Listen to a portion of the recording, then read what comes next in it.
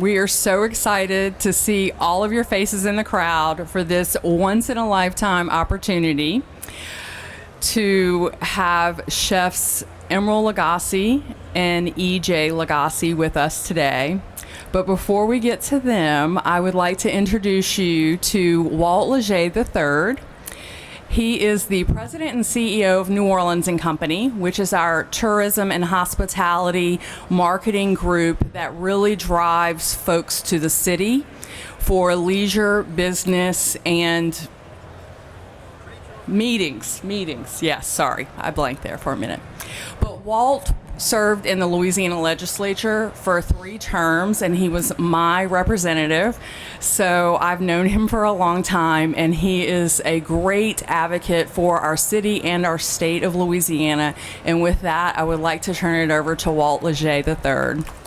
Thank you, Wendy. Thank you for that introduction. And our guests here today don't need much of an introduction, but I did want to say thank you to Stan Harris and the whole team at the Louisiana Restaurant Association, Wendy Warren, and so many others for making this opportunity available. And thank you all for being with us.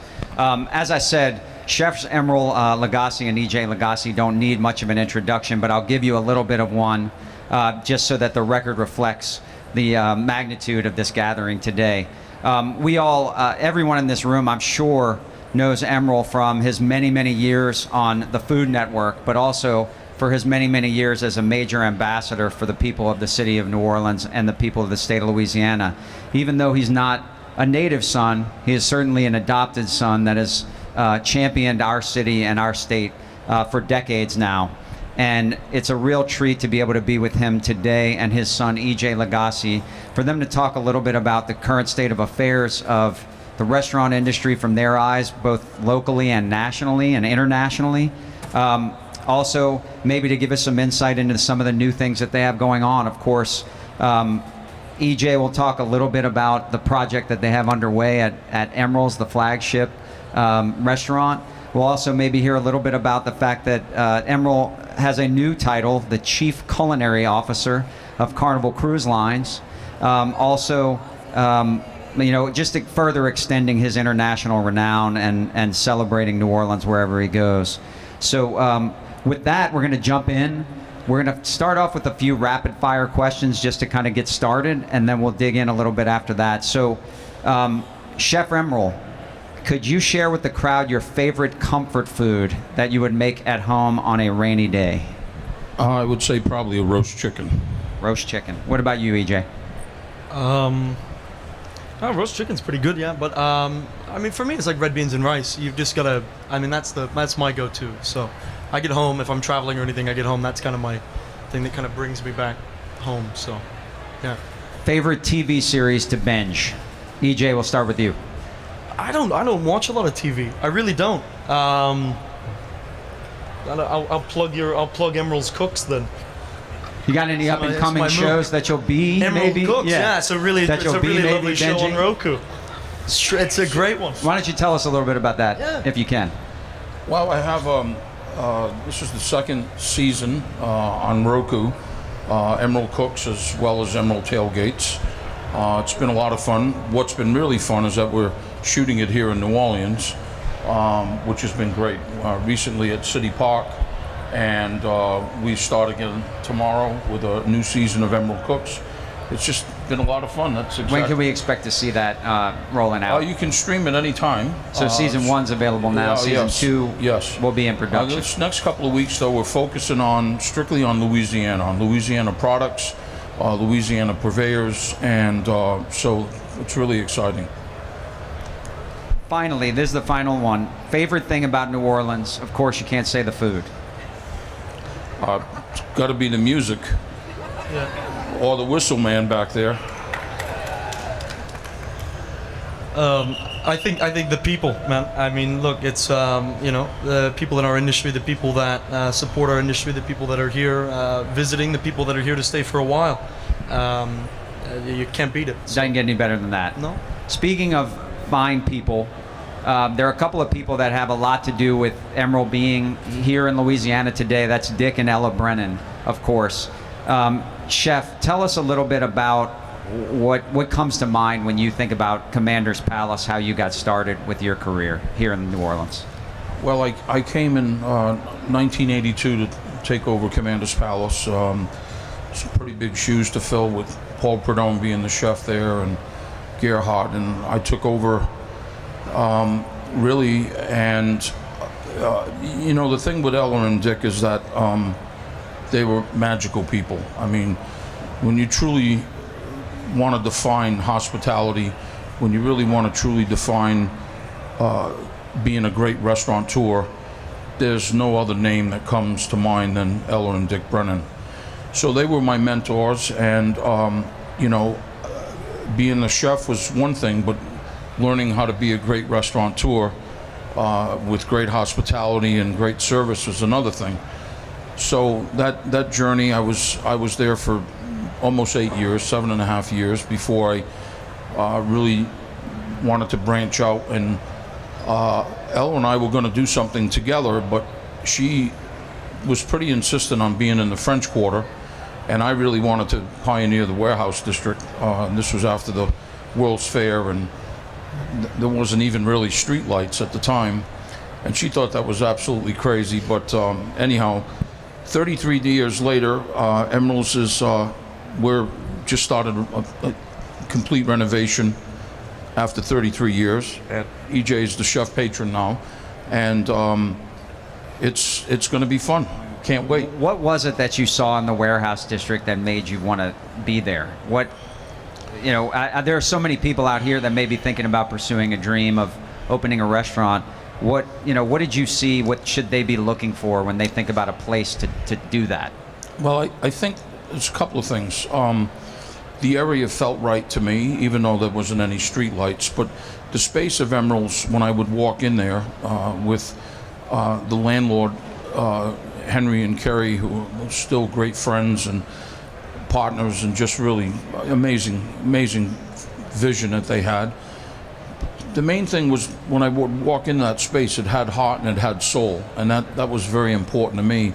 That I think that's what a restaurant really needs, wherever it is. Of course, the deal structure has to be right, but it has to have heart and soul in order for it to fulfill the dreams that you're really kind of thinking about. So EJ, your father talked a little bit about some of his mentors, Dick and Ella Brennan, and what they taught him about hospitality. What 2 or 3 things come to mind to you when you think about your father sort of and raising you in the hospitality industry? What 2 or 3 things do you think of as sort of core principles that he imparted to you that have inspired the way you approach it? Well, I mean, I think the biggest thing is the main thing that we all do in hospitality is take care of people. And at the end of the day, if you're not taking care of your guests on a day-to-day basis, you're not doing it right at all, right? That's a really inspirational thing. It was always sort of this selfless act of going out and doing something for someone else. And so I think from a management standpoint in restaurants or in any sort of industry, I think that the biggest thing is never asking somebody that works for you to do something that you wouldn't do yourself. I think that that's a massive thing. I think that a lot of people can make the mistake of maybe sort of telling more than showing. And I think that to be a good leader, and when I think about leading these days, and I think to the things that he has said about that, I certainly have to put myself in the shoes of thinking through the motions of all of that, of what I would what I want to display with that and what I want to show.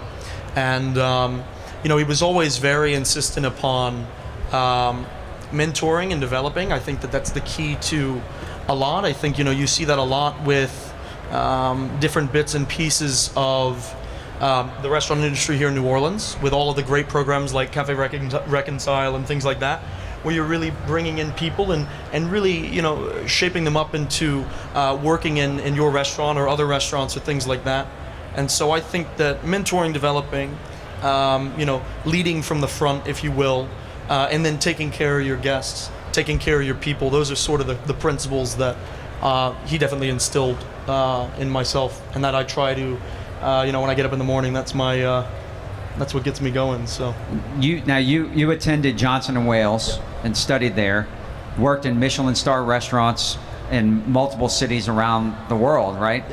What influenced your decision to come back here to New Orleans and and work here at Emeril's with your father? What made that happen in your mind?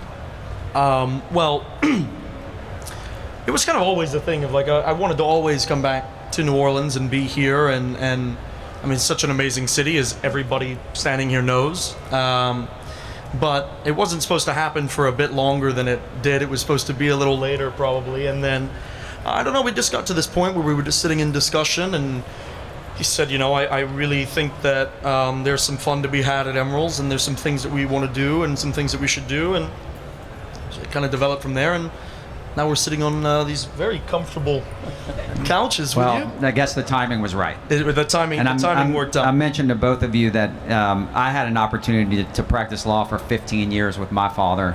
Again, not something that we planned, but something that ultimately happened because the timing was right for it to happen. And there's something really special about having a mentor and a father. Absolutely. And so, Chef Emeril, I'll ask you, what did it feel like to you when you and your son made the decision to make this happen? I mean, how did that moment feel, that when he made that decision for the rest of his career, or the beginning of his career at least, to start that here with you at Emeril's, where you've done so much? Well, I think that it really goes back to he was quite young, and we were having dinner in Daniel Boulud's restaurant in New York, and he said, I kind of figure out what I want to do, and he told his mom and I, he said, look, I want to be a chef. And I was like, you want to be a what? My mother was so displeased with that. She was so displeased. So he said, yeah, that's what I want to do. I want to be a chef. And so I said, you're going to have to leave the nest eventually, and you're going to have to go on your own. And I think you may have said it a little differently than that. I think it may have been a more, you're not doing it with me, man. You're doing it with me. Well, it's a little bit better. I'd say a lot of people would say it's better to become a chef and follow in your father's footsteps than become a lawyer and follow in your father's footsteps. So he had some really super good training. I mean, he worked at Le Bernardin for 2 summers, and from there, as you said, he went to Johnson & Wales. He studied in London. He studied in Lisbon. He studied in Sweden, in some really serious Michelin star restaurants, and he has really great training. And then it was like, it's time to come back. I still have a lot of goals and a lot of things that I want to do at Emeril's. Even though the flagship is 33 years, it's like there's another chapter for sure. So he came home and came on board. Never, no titles, no anything was really discussed. He just sort of paved his way to be the chef patron. And so now that's exactly what his role is. I think he's put together an amazing team. We have an amazing team together, both in front of the house and back of the house. Probably the best team that I've seen culinary-wise, service-wise, in a really long time in a restaurant, and that's getting ready to unfold when we finish this renovation. Yeah, it's so exciting. It's so exciting. Well, one of the great things about New Orleans is the blending of the old and the new. We obviously take it really seriously with preservation and taking care of our historic structures and making sure that we honor that history, but we also innovate and move forward and blend the old with the new. And there is clearly that happening here. So generationally, you have that blending happening. I think in our city, in the culinary scene, you see new trends emerging and new things happening. How do you envision that continuing in coming years? You see, new types of food that haven't always been present in our city springing up, new chefs with new ideas, and they all kind of embrace what we've got here and add their own flair to it. So what do you see happening? Yeah, you go first. Well, I think, as an example, I think that Merrill is an example of sort of some dreams and goals that I had from doing the show called Eat the World. And that's basically what the foundation of Merrill is my experiences and travels from doing that show, eat the world, and literally going around the world twice. With Emeril's now, with the new Emeril's being under construction, and when we reopen that, I could basically just really kind of sit on my laurels and just just crank out this stuff. That's not what I want to do. When I opened Emeril's 33 years ago, I was out to be the best restaurant that we could be for New Orleanians as a white tablecloth restaurant, and my goal hasn't really changed. My goal has just gotten even better, to be even a better restaurant for New Orleanians as a white tablecloth restaurant. So the foundation of the restaurant is changing. The dining room is very limited. The dining room will only be tasting menu only. I think people will be really, really surprised to see the restaurant, that we put food bars on the map. There's going to be no longer a food bar. Oh, he's giving my secrets away. Oh no. Anyhow, and I mean, we're working. We have another project in the works as well. It's very different, very unique. I think the bottom line is really just kind of giving people the best dining experience, whatever level that is, that we possibly can, and represent that New Orleans, and that we are as serious about food and about service as any place in the world. And we're just out to do our part of doing that.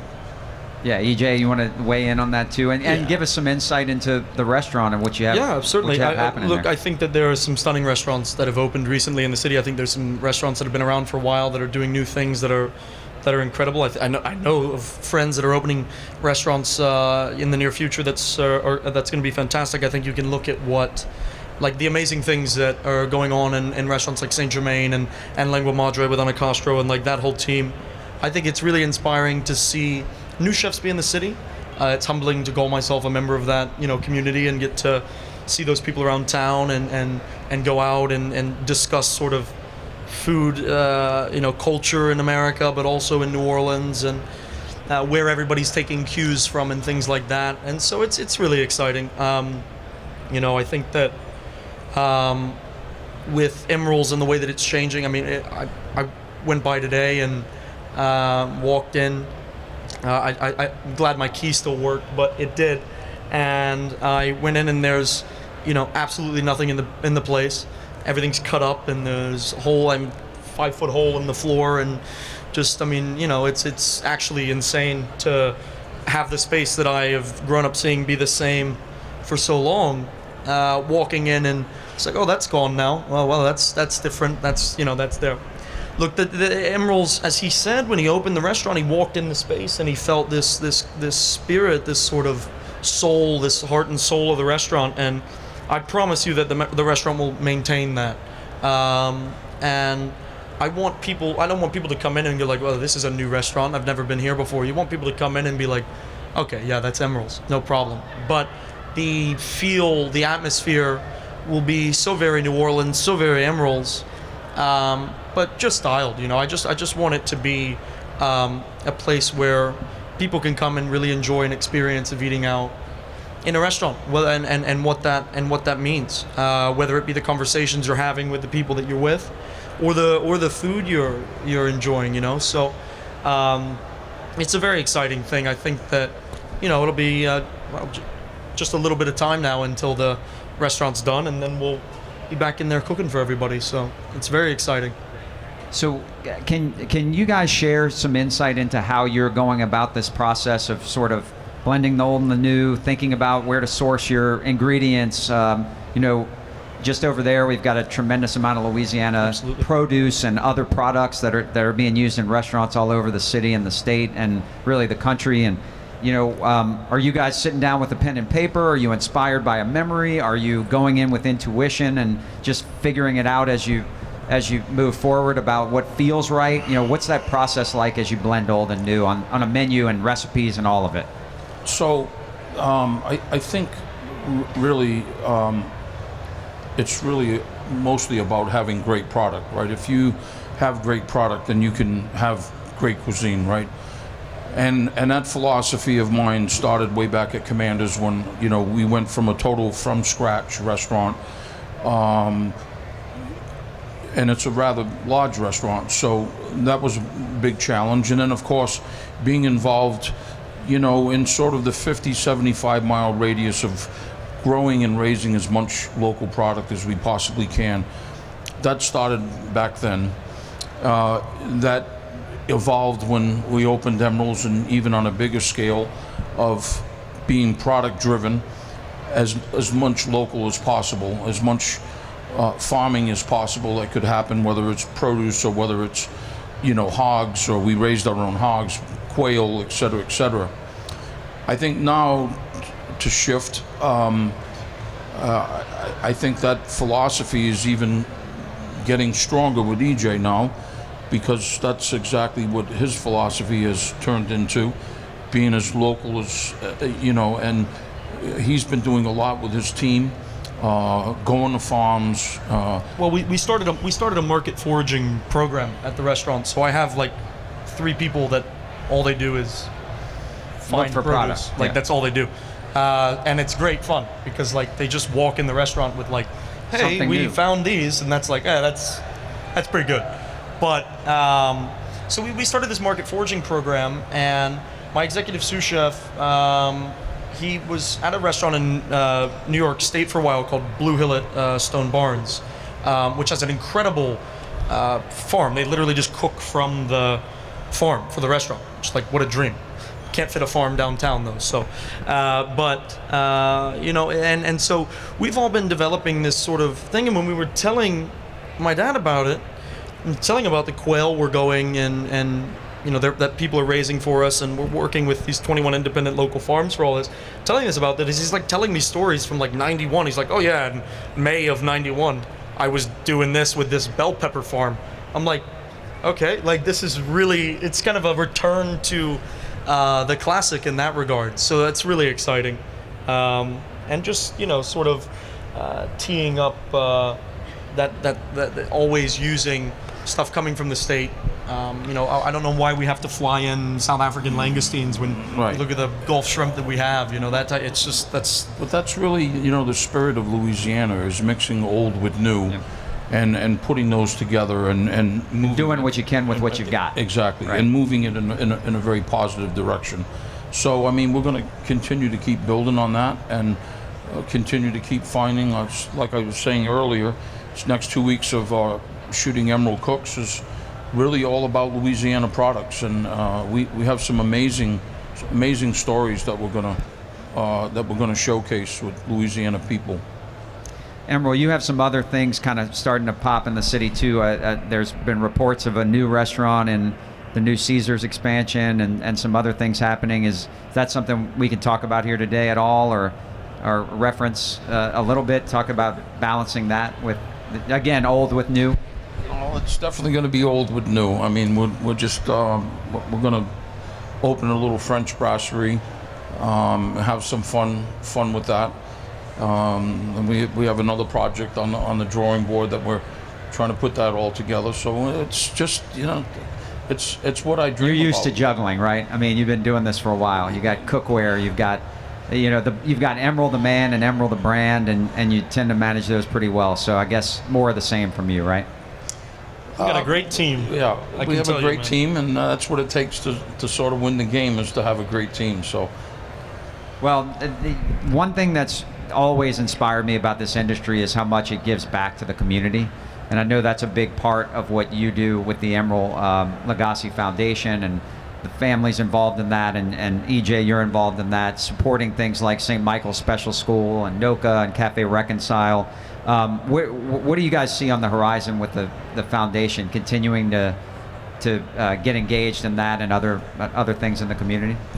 For me, it's the inclusion of those programs within the restaurants, and utilizing the restaurants as a training ground, sort of in all their different capacities for the graduates of those said programs. That's first for me. Well, we're building more and more on that. We have a legacy program that we're just starting with these culinary teaching gardens, where we're mixing education from a school perspective with culinary. It's all about children. It's all about mentoring children. At the end of this year, we'll be roughly in the area of about $22-23 million that we have put into the community to support these programs. and we're going to continue to keep doing that and keep mentoring children, because let's face it, they're the future. They're what tomorrow is going to be. When you think about talking to some of those new up-and-coming restaurateurs or members of the community, what are the things that you generally share with them about how to go about the business, how to succeed? Well, I think that you have to be true to yourself first of all, and like EJ was saying earlier, I don't really ask anybody to do anything that I wouldn't do myself.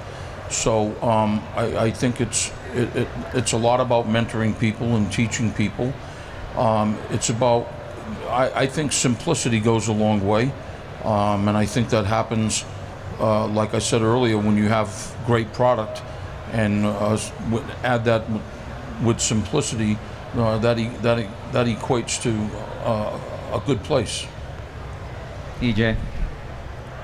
I mean, I completely agree. I just, I don't think I'm in any position to tell somebody how to really find their way in their career, as I'm just sort of starting out. I definitely can offer the cues of the expert sitting to my left, but yeah, I mean, I think that you've hit the nail on the head with that, to be honest. So, yeah. What have you seen as the biggest challenge as you embark on this new chapter for yourself? Well, I think the biggest thing, obviously, and I think we've all experienced it, whether you're in the purveying side of things or you're in the kitchen or the dining room side of things, is the staffing. I think a lot of people left, the industry post COVID. I think we've all experienced that, and I think it won't be until sort of the graduates of most of the culinary institutes sort of leave school that you're going to get a big influx of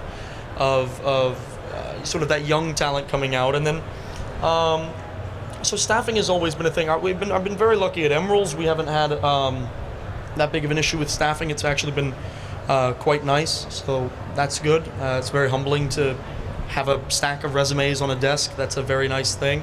But Merrill has had its fair share of issues. Some of our other restaurants and our other markets have had their fair share of issues, as I think everybody has until then. I don't think it's just in this country. I mean, I was recently overseas visiting a restaurateur friend of mine.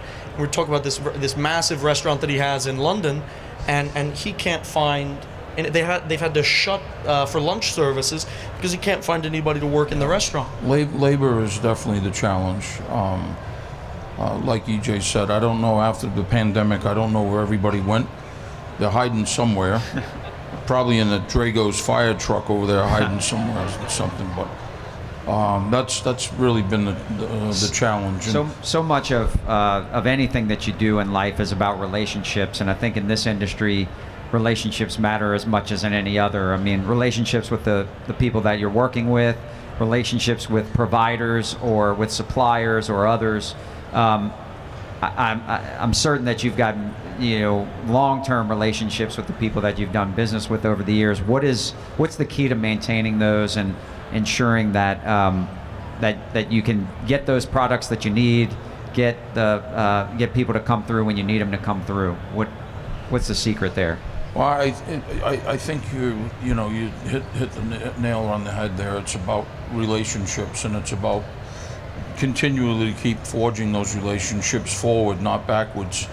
And they have to be as inspired as well. I mean, well, let's face it. I mean, people that are out there growing bell peppers and tomatoes or growing okra or whatever. They're doing that for a reason, and they take a lot of pride in that. And so I take a lot of pride in executing what they're trying to do as well, and continually to keep building on those relationships.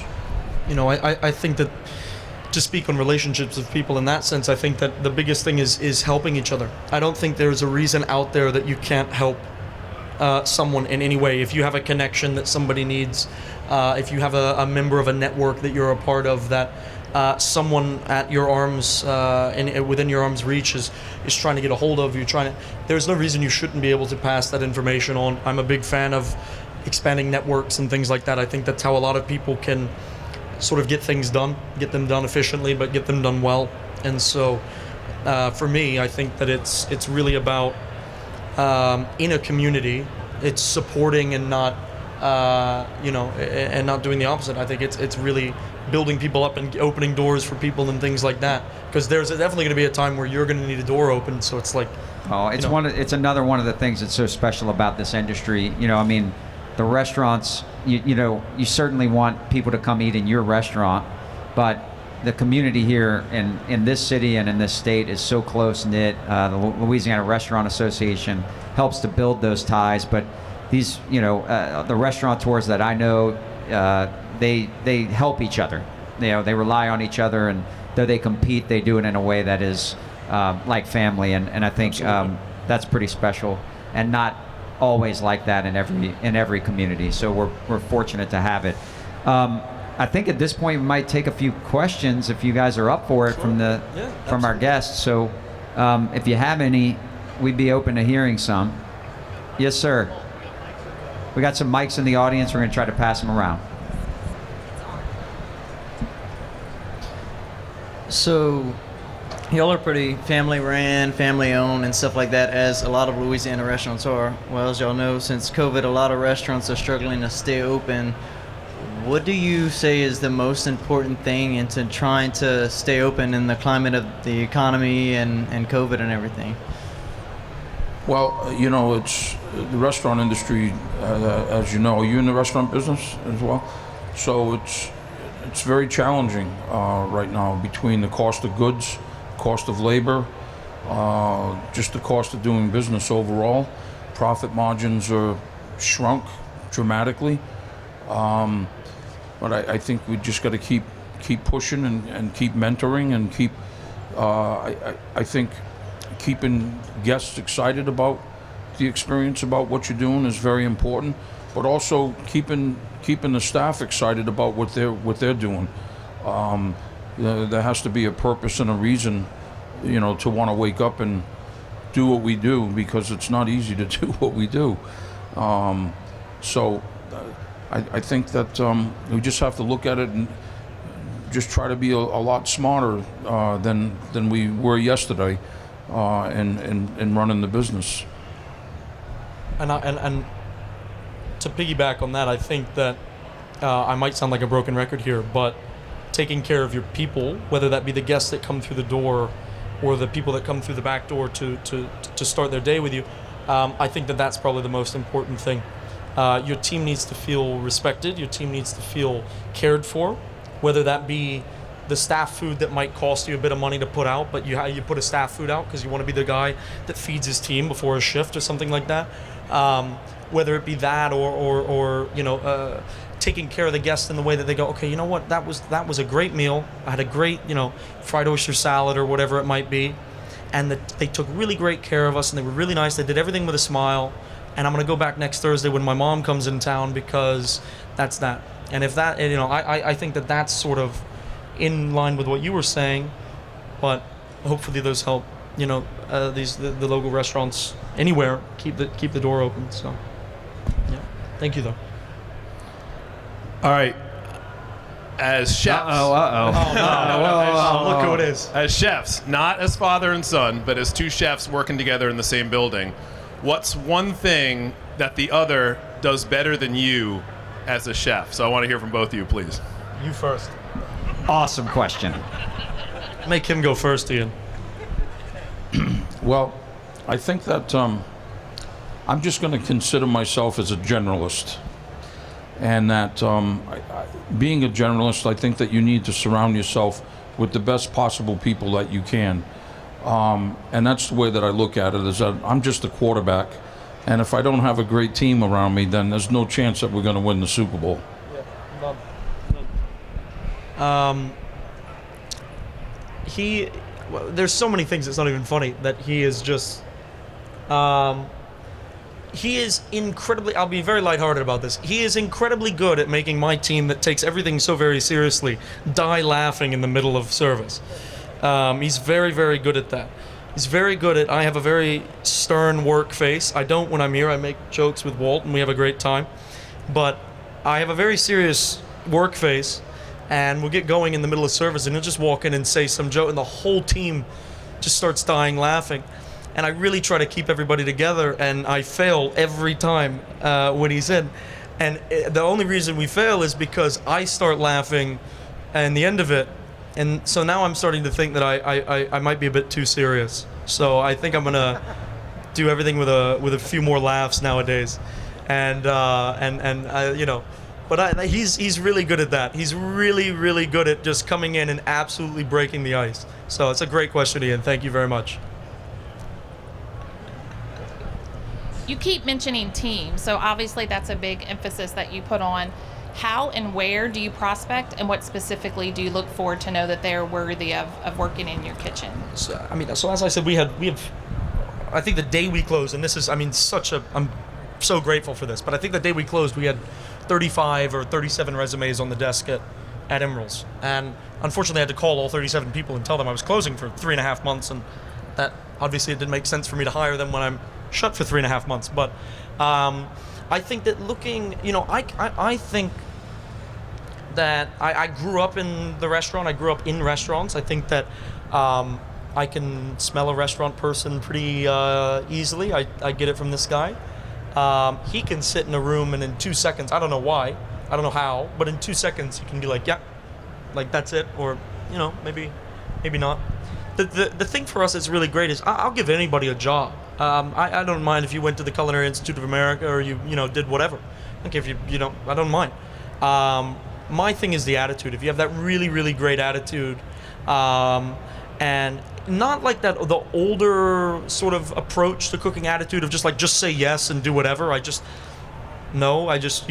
not really my thing. But I think that just the eagerness to want to go out there and sort of do anything. I'll tell you a very brief story before I let him answer. But a very brief story that I have is that about 8 months ago, I hired a kitchen porter or a dishwasher at Emeril's, and their only job was going to be polishing plates. That was the only thing they were going to do. And well paid and a staff meal like we were talking about, but they were going to polish plates. Me personally, not the most fun job, but you got to start somewhere. So this gentleman was 19 years old. And he starts polishing our stuff and doing our thing. And then he tells me one day, he says, I really want to at some point try to get into the kitchen. So my sous chefs and I are like, okay, we bring it up in the team meeting. Maybe we'll give him a run one day. And then in one day, I had 4 people get sick. And it was like they had gone out on the weekend or something, got sick. And it was a Tuesday, so it was our first day of the week. It's a very busy day. So I went in and got this polisher who was an extra set of hands that night and was like, hey, guess what? You're working the canapé hors d'oeuvre station tonight, and that's what you're going to do. Guy's never picked up a knife, never done anything, just took an interest in it. And I called him and was like, hey, I'm putting this guy up here. Like, what do you think? He's like, no, do it. He's like, it's a great idea. The guy wants to be in there. And he said, the great thing is when you have somebody that you've hired that has no experience is they don't have any bad habits. So I'm like, okay, that's a really great way to look at that. So I keep thinking about that. And flash forward to this past week. That said gentleman has just been at Le Bernardin, the restaurant in New York City that I worked at for a while. He's spent the last 10 days there working with that team. I made a phone call and was like, hey, this guy really wants to get into this and wants to keep going. And we made a phone, and he was there.